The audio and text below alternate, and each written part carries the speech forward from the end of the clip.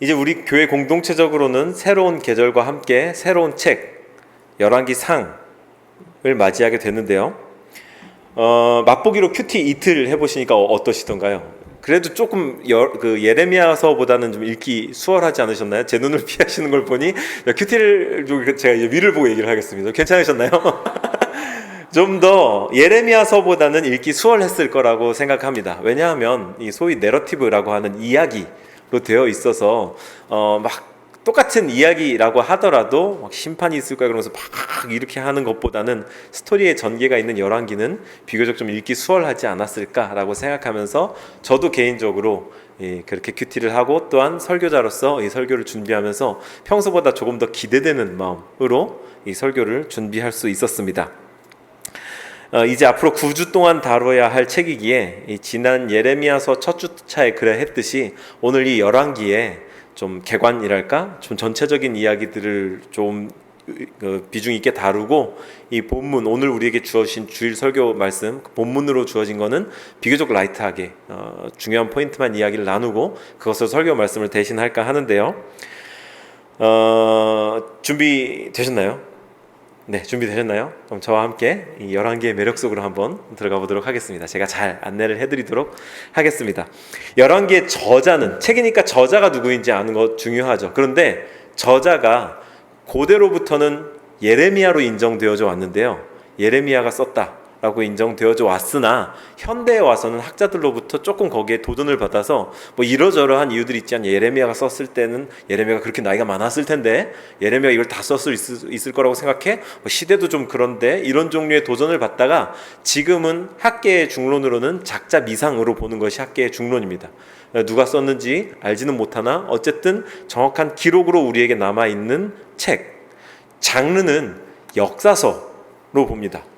역사서, 우리가 성경을 분류하는데요. 이 장르에 따라서 역사서, 시가서, 뭐 선지서 이렇게 나누는데 그 중에서 역사서, 역사를 기록한 실록이기 때문에 다윗 왕가의 실록이기 때문에 이것을 역사서로 봅니다. 그런데 유대 전통에서는 재미있게도 이것을 전선지서로 보기도 합니다. 그 유대 전통에서는 전선지서로 분류해 왔습니다. 왜냐하면 선지자가 기록을 했고 선지자적 관점으로 바라봤기 때문에 있는 그대로의 사실만을 기록해야 하는 실록이랑은 조금 다르게 본 거죠.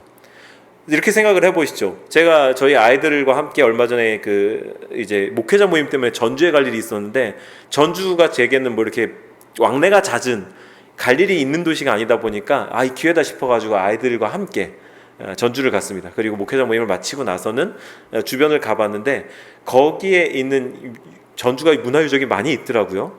거기에 있는 이 곳 중에 실록을 보관해 놓은 곳이 있었어요. 실록을 보관해 놓은 곳. 그래서 거기에 조선왕조 실록을 보관하고 우리나라 6군데인가 4군데인가에 이렇게 똑같은 사본의 실록을 보관했는데 뭐 강점기 때 불타 없어지고 어디에 탈취당하고 막 이제 이러다가 거기는 온전히 남아 있었다. 목숨을 걸고 지켰던 사람들이 있었다. 막 이런 종류의 이야기를 들었는데 이 실록을 기록할 때 가장 중요하게 생각했던 것이 있는 그대로의 기록, 그리고 왕조차도 그것을 열람하거나 함부로 할 수 없었다는 것이 중요했다고 하더라고요. 근데 그렇게 본다면 실록으로서, 역사서로서의 열왕기는 조금 의미가 달라집니다. 왜냐하면 사관, 역사가의 사관, 기록한 저자의 사관이 매우 강하게 반영되어 있기 때문인데요. 실제로 열왕기에 등장한 선한 왕으로 평가받았던 요시야는 실제 세계사 연구가들에 의해서는 아주 무능한 왕으로 취급을 받습니다. 그때 당시에 나라 경제가 안 좋아지고 정책도 형편없고 이런 식으로 나라 정치 경영을 잘 못했기 때문에 무능한 사람으로 평가를 받지만 열왕기에서는 선한 왕으로 평가를 받는다는 거죠. 제가 지금 무슨 얘기를 하고 있는 겁니까? 역사서이지만 이 사관, 저자의 사관이 매우 강하게 투영되어 있다. 그렇기 때문에 이것은 선지자적 관점으로 쓰여진 책이다라고 저명한 구약학자인 월터 브루그만이라는 사람이 이야기를 했습니다. 이게 우리가 이 열왕기를 이해하는 데 있어서 아주 중요한 열쇠입니다. 팩트 체크를 할 수 있는 증거 자료이기는 하지만 다분히 하나님의 입장에서, 선지자의 입장에서의 평가가 진하게 녹아들어가 있다는 점을 꼭 기억하고 이 책을 읽어가야 한다는 거죠. 그래서 열왕기는 몇 가지 소주제에 관심을 갖는데요. 꾸준히 관심을 갖습니다. 그것은 저를 한번 따라 하시죠. 공동체, 순종, 그리고 예배입니다. 예배, 공동체, 순종, 예배. 이것에 대해서 이 열왕기가 꾸준히 관심을 기울입니다. 다윗 왕조의 흥망성쇠에 관한 역사 이야기인 이 열왕기의 시작점을 찾아가자면 사무엘하 그것도 7장에 기록되어 있는 소위 말하는 다윗 언약을 알아야만 합니다. 우리 성경책을 찾아서 몇 페이지 거슬러 오늘 본문에서 몇 페이지 거슬러 올라가면 사무엘하를 만날 수 있거든요. 사무엘하 7장 1절부터 17절까지를 함께 보시죠.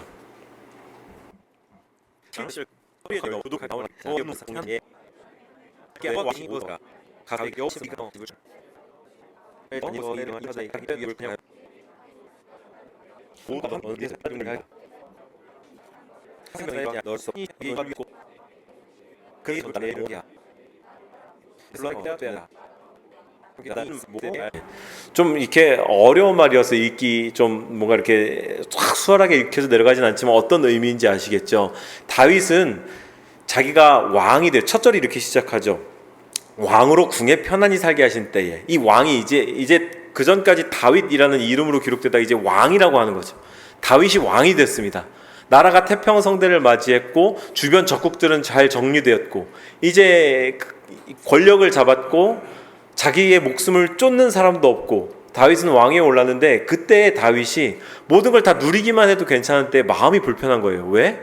자기는 최고급 목재인 백향목으로 지은 궁에 사는데 자기는 너무 잘 사는데 하나님은 여전히 천막 안에 계신다. 그러니까 이 장소의 개념으로 우리가 뭐 교회 그리고 하나님이 계시는 곳 이런 것을 이해하게 된 바탕이 되기도 하는데요. 어쨌든 그것과는 별개의 이야기로 다윗의 마음의 중심을 보자 이겁니다. 다윗이 하나님이 나는 이렇게 좋은 집에 사는데 하나님이 여전히 천막에 계셔. 이게 마음이 불편했던 거예요. 그 마음을 하나님이 예쁘게 보신 거죠. 물론 다윗이 군인인 까닭에 많은 전투를 치르고 많은 사람들의 피를 흘린 까닭에 거룩한 하나님을 지을 수는 없다라고 하나님께서 선을 그으셨습니다. 그래서 이 다윗의 소원은 이루어지지 못했지만 다윗은 하나님의 집을 짓지는 못했지만 아이러니하게도 우리가 읽었죠. 하나님의 집을 짓겠다고 소원을 가졌던 다윗의 집을 하나님이 짓겠다라고 말하는 되게 위대한 그런 약속을 받은 거죠. 하나님의 집을 짓겠다고 했던 다윗, 그 마음을 받으시고 아니야 너는 여러 가지 것들 때문에 그렇게 할 수는 없지만 네 마음을 내가 받았어. 참 갸륵하다. 내가 너를 위해 네 집을 영원히 세우겠다. 다윗 왕조, 즉 다윗이 왕이 되어진 이스라엘 공동체, 운명 공동체. 이게 하나님이 다윗의 마음을 이쁘게 여기셔서 받고 응답하신 내용, 소위 말하는 다윗의 언약이었습니다.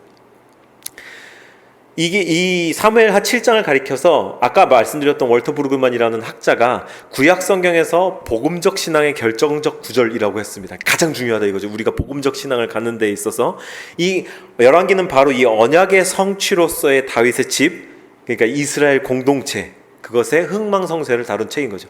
그래서 이 공동체가 어떻게 행하느냐에 꾸준하게 관심을 갖습니다. 어떻게 순종하냐, 어떻게 불순종하냐, 어떻게 순종해서 축복을 받냐, 어떻게 불순종해서 저주를 받냐에 꾸준한 관심을 기울이고 의도적으로 계속 그 얘기를 부각시키려고 노력합니다. 또한 그 순종의 실천인 바른 예배, 하나님과의 올바른 관계를 인정하며 그분이 어떤 분이신지를 정확하게 알고 그분을 기뻐하게 해드리는, 그분을 경배하는 그 예배에 꾸준하게 관심을 갖는다라는 것이 이 열왕기가 관심을 갖는 세 가지 소주제입니다. 또한 덧붙여서 이 예배가 그냥 종교적 행위에서 멈추는 게 아니라 이 예배의 실천으로서 우리가 예레미야서에서 계속해서 고민했던 하나님을 분노했다고 하는 사회 정의의 실천, 소외된 사람들을 향한 관심, 그들을 돌봄이 어떻게 드러나는가에도 이 열왕기는 추가적으로 계속 관심을 갖습니다. 이제 저와 함께 계속해서 이 말씀을 읽어가면서 우리가 9주 동안 이 열왕기를 나눠가면서 자세하게 살펴보게 될 텐데요. 이 이웃들을 향한 소외와 냉대, 멸시가 구체적으로 나타났던 때가 바로 이때인 거죠.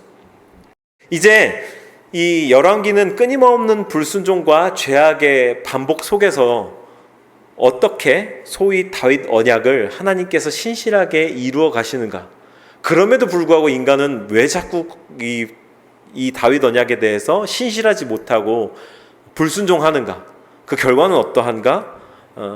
이것을 계속해서 보여줍니다. 이제 우리 삶은 교회는 하나님께서 인도해 가시는 이스라엘 공동체의 흥망성쇠를 통해 9주 동안을 함께 묵상하면서 이 현대를 살아가는 그리스도인으로서, 또 그 그리스도인 공동체로서 이 언약의 성취에, 다윗 언약의 성취의 정점에 서신 예수 그리스도, 그분이 피로 값주고 사신 공동체, 즉 교회로서 우리에게 주시는 메시지가 무엇인지 이 열왕기를 통해서 분명하게 발견할 수 있게 되기를 원합니다. 제가 말을 좀 어렵게 한 것 같은데요. 다시 한번 정리합니다. 우리는 예수님께서 피로 값주고 사신 그분의 몸, 교회입니다.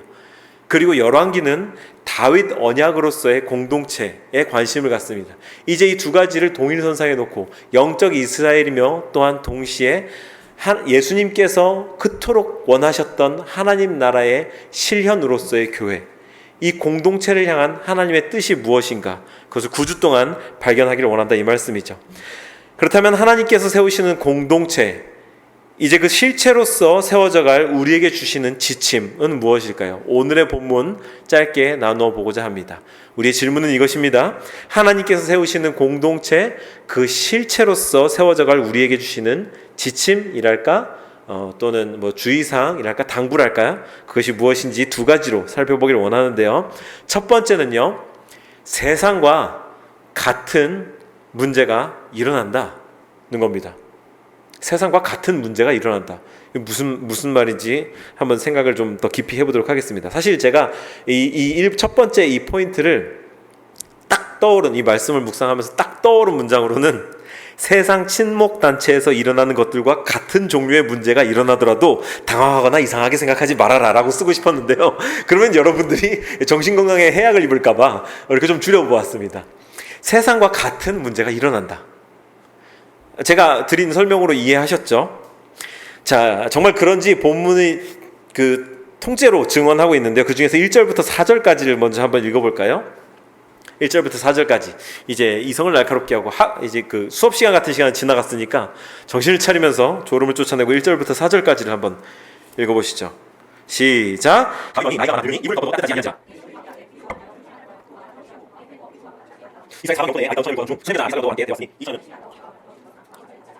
네, 왕이 나이가 많아 늙었고 심지어 이불을 덮어도 춥다. 아유, 되게 참신한 묘사죠. 얼마나 늙었는지, 얼마나 노쇠했는지 우리는 이 한 문장으로 단번에 알 수 있습니다.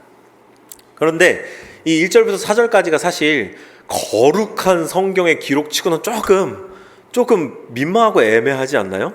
이 본문의 기록이 좀 그렇습니다. 시종들이 왕께 아뢰되 우리 주 왕을 위하여 젊은 처녀 하나를 구하여 왕을 받들어 모시고, 뭔가 좀 이상해요. 만약 이 열왕기가 다윗을 신격화하고 하나님이 통치하신 막 왕권, 그 권세에만 관심이 있었다면 이건 조금 기록하기 애매한 이야기입니다. 그렇지 않나요? 그런데 왜 굳이 이 역사서이면서 이 선지서인 이 책을 왜 이런 문장으로 시작을 할까? 우리가 좀 의심을 가져봐야 할 필요가 있는 겁니다. 다윗이 늙으니까 주변에 이 다윗과 함께 태평성대를 누렸던 권세자들이 이 좀 민간요법 비슷하게 작전을 쓴 겁니다. 다윗이 좀 더 오래 살아야 할 텐데, 왜? 다윗이 죽으면 자기들의 권세도, 이 권력자가 바뀌면 주변 사람들도 싹 물갈이가 되는 게 세상 정치의 이치 아니겠습니까? 권력의 이치. 그러면 다윗이 좀 더 오래 살아 있어야 자기들의 권력도, 편안함도 오래 유지가 되는 거죠. 그러니까 이때 당시에 실제로 고대 근동 지방에서 이 젊은 여인과 함께 한 침대를 쓰고 이러면 그 기운으로 인해서 회복된다라고 하는 어떤 그 미신 같은, 민간요법 같은 믿음이 있었습니다. 그래서 그렇게 한 거죠. 그래서 온 나라를 뒤져가지고 가장 예쁜 여자를 찾아왔는데 그게 수넴 여자 아비삭이고요. 수넴은 이스라엘 영토 내에서 대표적인 미인촌이었습니다. 대한민국의 미인촌이 어딘가요? 세종입니다. 뭐 이렇게 의심을 가십니까? 세종입니다, 세종. 이 이스라엘 영토를 다 뒤져가지고 가장 미인을 찾아온 거예요. 그리고 그녀로 하여금 이 다윗의 수발을 들게 한 건데, 4절이 이상하죠. 왕이 잠자리는 같이 하지 아니하였더라. 이것도 애매합니다. 그런데 제가 여기에 대해서 좀 자세하게 설명을 드릴게요. 저를 한번 보시죠. 이 부분을 히브리어 원어로 보면 알지 못하였다 라고 하는 뜻을 가진, 지난주에도 제가 소개해드렸던 히브리어 원어인데 야다라는 단어로 쓰여 있습니다.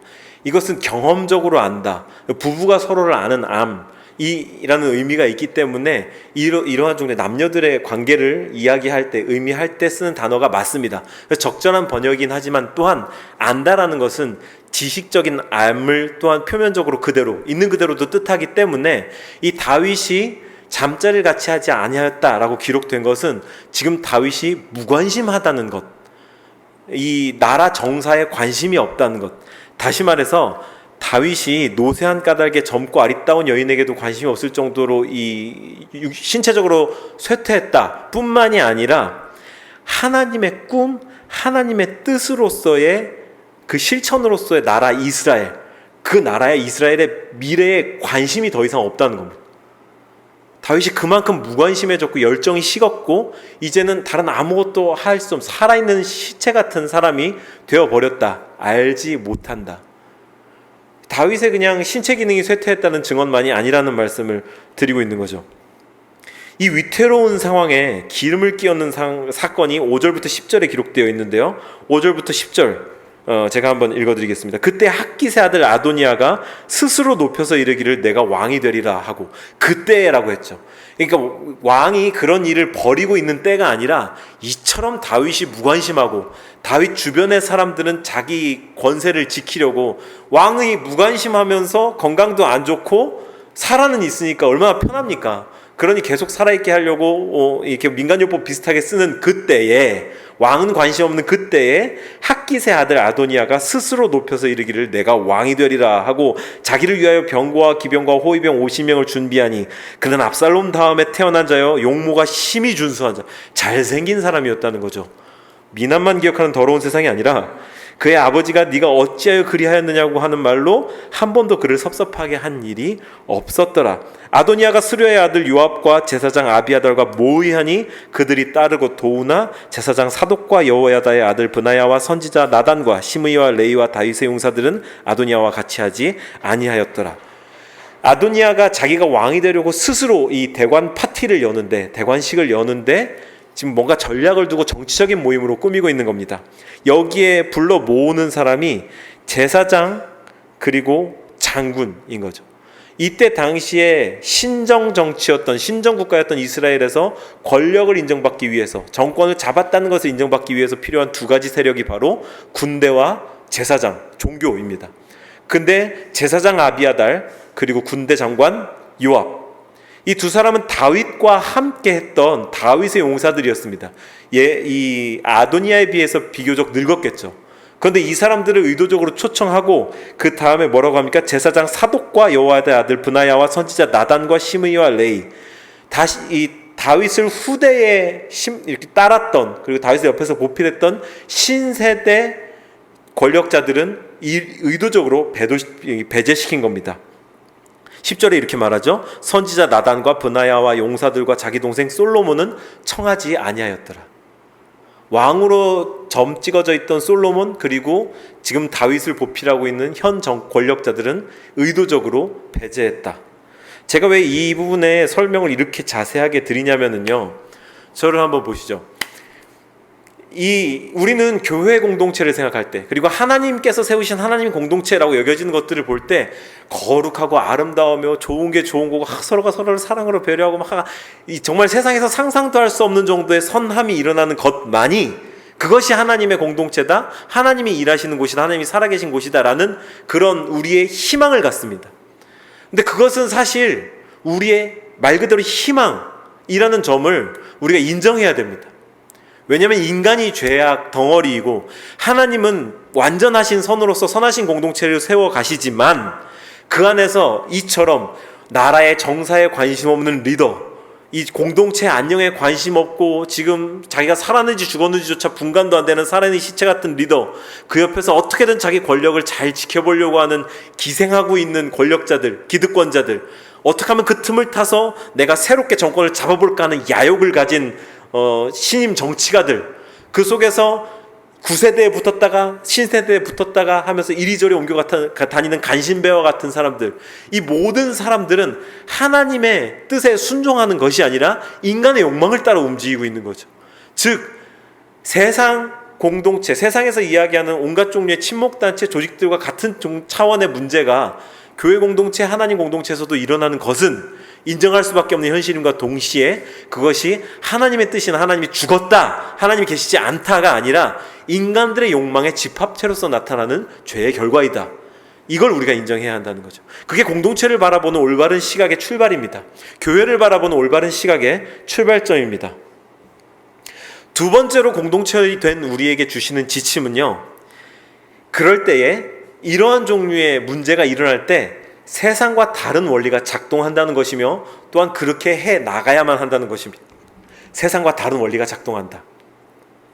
정말 그런지 6절과 7절 한번 보겠습니다. 6절과 7절. 그는 압살롬 다음에 태어난 자요 용모가 심히 준수한 자라. 그의 아버지가 네가 어찌하여 그리하였느냐고 하는 말로 한 번도 그를 섭섭하게 한 일이 없었더라. 아도니아가 스루야의 아들 요압과 제사장 아비아달과 모의하니 그들이 따르고 도우나. 아도니아가 압살롬 다음에 태어났다고 합니다. 왜 이렇게 아도니아를 묘사할까요? 압살롬 다음에 태어났다. 압살롬이 모반 가운데 죽었기 때문이죠. 압살롬은 왕권을 받을 만한 서열의 사람이었습니다. 그리고 압살롬이 죽고 없으면 그 다음 서열인 넷째 아들 아도니아는 제1왕위 계승자가 맞습니다. 즉 아도니아는 이제 늙어서 노쇠한 아버지를 대신해서 나라의 안녕을 위해서 자기가 할 수 있는 액션을 했다고 볼 수도 있는 겁니다. 그냥 역적이 아니라 나라의 안녕을 위해서는 그 젊고 정신 있는 내가 정신 오락가락하는 아버지 대신에 빨리 왕위에 올라앉아야 돼. 그래야 나라가 평탄할 수 있어 라고 스스로 충분히 생각할 수 있었다는 거죠. 그리고 실제로 그런 명분도 충분했습니다. 아도니아가 잘생겼다라고 얘기를 하죠. 용모가 수려했다. 그의 용모가 심히 준수한 자라. 그리고 또한 그의 아버지가 네가 어찌하여 그리하였느냐고 하는 말로 한 번도 그를 섭섭하게 한 일이 없었다. 다윗의 무관심 가운데에서 이 아도니아는 아마 정치력을 스스로 습득했던 것 같습니다. 나라를 잘 경영할 수 있는 능력을 갖췄던 것으로 보입니다. 이게 아도니아를 설명하는 성경의 증언인 거죠. 제가 무슨 말을 하려고 하냐면요, 세상 원리, 정치의 원리, 나라가 세워져가는 원리에 따르면 아도니아가 왕이 되는 게 틀리거나 잘못된 게 아니라는 겁니다. 오히려 솔로몬이 왕이 되는 게 조금 이상한 겁니다. 오늘의 우리가 잡은 본문을 넘어가지만 이 17절을 한번 볼까요? 1장 17절. 그가 왕께 대답하되 내 주여, 왕이 전에 왕의 하나님 여호와를 가리켜 여종에게 맹세하시기를 네 아들 솔로몬이 반드시 나를 이어 왕이 되어 내 왕위에 앉으리라 하셨거늘. 다윗이 밧세바에게 이렇게 말합니다. 솔로몬이 왕이 될 거야, 걱정 마. 근데 이 기록이 놀랍게도 성경에 이 부분에밖에 나오지 않습니다. 다윗이 솔로몬을 왕으로 삼겠다라고 한 게 다른 어디에도 기록이 없고 밧세바에게만 그렇게 말했다라고 하는 이 베개 및 송사로, 이 침실 야사로서 여기에만 기록되어 있다는 거죠. 그럼 뭡니까? 다윗이 그냥 사석에서 한 말 정도밖에 안 되는 거예요. 근데 그럼에도 불구하고 솔로몬이 왕이 되었다, 그리고 그게 하나님의 뜻이다라고 성경이 왜 줄기차게 일관되게 이야기를 하고 있냐? 그게 하나님의 뜻이라는 거죠. 세상의 원리에 따라서는 아도니아가 왕이 되는 게 맞는데 하나님은 지금 구속사의 족보 가운데 솔로몬을 미리 예정해 두시고 그것을 진행해 가고 계시다. 즉 우리의 생각과 우리가 갖고 있는 가치관과 이 세상이 작동되는 원리와 교회 공동체, 이스라엘 공동체, 하나님의 언약의 공동체가 작동되는 원리가 같지 않다라는 것을 말하고 있는 거죠. 이것은 교회가 오직 신앙과 성경으로만 이렇게 가야 된다, 그게 세상 상식이랑 어긋나도 하나님 뜻이야 라고 가야 된다, 그런 말을 의미하는 게 아닙니다. 그러니까 개인의 의견 내지 말고 잠잠히 있어야 돼 라든가 목사님이 알아서 하실 테니까 우리는 순종만 하면 돼, 이런 종류의 말이 절대로 아닙니다. 그렇게 해석되어지면 그때부터 이때보다 더 최악의 공동체, 더 최악의 교회가 생기는 겁니다. 이상한 집단이 생기는 거예요. 절대로 그런 뜻이 아닙니다. 오히려 교회는 공동체 하나님의 은혜와 사랑, 자비와 인내하심, 이 때때로 우리의 욕망이 남긴 얼룩까지도 조화를 이루게 해서 하나님의 완전하신 뜻, 밧세바를 아내로 맞이한 다윗에게서 이를 통해 솔로몬을 낳게 하고, 그가 예수님의 족보에 들어갈 때에 그냥 다윗이 밧세바와 솔로몬을 낳았다가 아니라 햇사람 우리아의 아내로부터 솔로몬을 낳았다. 즉 남의 여자 뺏어다가 솔로몬 낳았다라고 기록되는 이런 흑역사를 썼던 것, 그게 그대로 구속사의 족보에 들어갔던 것, 이것이 하나님께서 인류를 향해서 갖고 계신 인간이 상상할 수 없는 범위에까지 미쳐있는 하나님의 계획, 그리고 얼룩까지도 사용하셔서 우리에게 은혜로 베풀어 주시는 하나님의 뜻 이루어 가심이라는 거죠. 그래서 우리는 언약의 공동체로서 우리 안에서 일어나는 일들을 이러한 우리의 그냥 일반적인 상식만으로 대할 것이 아니라 이 모든 것들을 초월한 하나님의 유일한 시각인 사랑으로 대해야 합니다. 사랑. 하나님은 인간을 사랑하셨기 때문에 이 모든 일들을 계획하셨고, 구속사라고 하는 위대한 이 일을 계획하고 완성하셨습니다. 그리고 아주 뭐랄까요, 하이라이트, 연속선상에 있는 것이 오늘 우리가 열왕기서를 통해서 대하는 본문인 것이고요. 앞으로 9주 동안 만나게 될 사건들인 것이고요. 우리는 그 퍼즐 조각이 되고자 기꺼이 헌신하는가? 그리고 그 톱니바퀴의 한 자락이 되어서 서로의 어깨를 맞대고 기꺼이 맞물려 돌아갈 의지가 있는가? 다시 말해서 하나님의 언약의 공동체를 세워갈 의지와 서로를 향해서 수고할 의향이 있는가? 그것만이 우리에게 중요한 이슈인 것이죠. 이제 저는 설교를 마치려고 합니다. 저는 처음 예레미야서를 대할 때처럼 긴장되는 마음으로, 두려운 마음으로 이 본문을 붙잡기 시작했습니다. 부끄럽지만 이처럼 자세하게 이 열왕기를 이렇게 깊이 있게 읽었던 적이 없었습니다. 이번에 이렇게 자세하고 깊게 열왕기를 파헤치게 되었고요. 왜냐하면 우리가 9주 동안 만나야 할 이 말씀을 만나야 되니까요. 주제를 만나야 하니까요. 그래서 이런저런 연구를 하면서 이게 내 그냥 개인적인 생각이 아닐까, 그냥 이것이 내 그냥 사견이 아닐까라고 하는 온갖 종류의 긴장감과 두려움을 가지고서 그 모든 것들을 철저하고 처절하게 검증하면서 오늘 이 본문이 이러한 주제를 드러내는가에 이르게 됐습니다. 제가 드리고 싶은 말씀은요, 뭔가 이 열왕기가 그렇듯이 한 사람의 사관이 짙게 반영된 그런 것이 아닐까라는 검증을 스스로 하고 싶어서 하고자 엄청 많이 긴장을 했다는 거죠.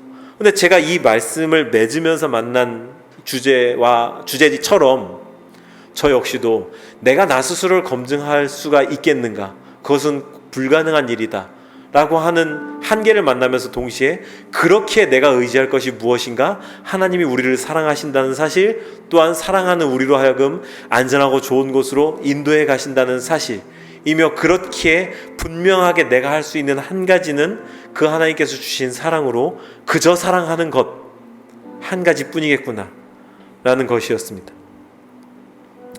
우리는 놀랍게도 딱 맞는 타이밍에 지난 여름에 온 가족 수련회도 갔다 오고 이런저런 일들을 함께 나가고, 이제 막 서로가 서로를 향해서 교회라고 공동체라고 부르기에 조금 이제 좀 부끄러운 그런 시즌을 지나고 있습니다. 근데 그때에 우리에게 공동체라고 하는 주제로 이 말씀을 우리에게 주시는 것, 그 이유가 무엇일까, 의미가 무엇일까? 첫 예배를 드리고서 정말 정확히 6개월이 지났습니다. 2월 마지막 주에 이 예배당에서 첫 예배 모임을 가졌고, 3월 셋째 주, 둘째 주 그때쯤에 설립감사 예배를 손님들과 함께 드렸고, 이제 만 6개월을 지나고 9월의 첫째 주에 맞이했습니다. 이제 막 생긴 따끈따끈한 신생 공동체로서 하나님은 우리에게 공동체, 너희들이 언약을 이루어갈 공동체라면 어떤 마음가짐을 가져야 해, 어떤 공동체를 꿈꿔야 해 라고 그 하나님의 본심을 알려주시기 위해서, 하나님의 마음을 알려주시기 위해서 우리에게 이 말씀을 주셨습니다. 그래서 우리는 하나님 나라 시민이 되기로 결단한 사람만이 누릴 수 있는 특권으로서의 공동체, 그 공동체를 건강하게 세워가는 사람들이 되자고 이 교회의 담임 목사로서 도전합니다. 우리는 공동체, 하나님이 세우시는 공동체를 건강하게 세워갈 것입니다. 그것은 우리의 특권이며 올바른 삶을 말씀을 통해 깨닫기만 하고 은혜 받기만 하고 거기에서 멈추는 삶, 그 너머에 있는 그 다음 스텝에 있는 위대한 하나님의 사역의 동역입니다. 그 동역을 살아가는 호전적인 저와 여러분들이 되길 바라서 오늘 이 말씀을 드렸습니다.